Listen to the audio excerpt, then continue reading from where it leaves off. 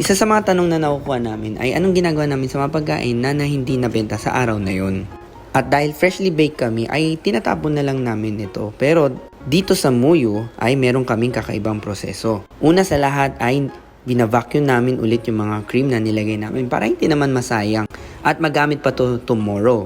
Kaya dito sa Muyu ay walang nasasayang na pagkain kahit hindi nabenta. After nyan, yung mga toppings na mga nilagay namin kagaya ng mangga, strawberry, ay kukunin lang namin isa-isa ulit para magamit ulit siya kinabukasan. Ilalagay lang namin ulit sa chiller.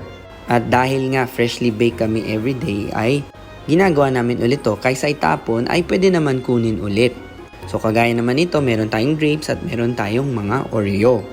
Buti na lang meron akong bagong technology na kayang i-vacuum yung mga cream. So to, papakita ko sa inyo. I-vacuum lang namin ulit yung mga cream.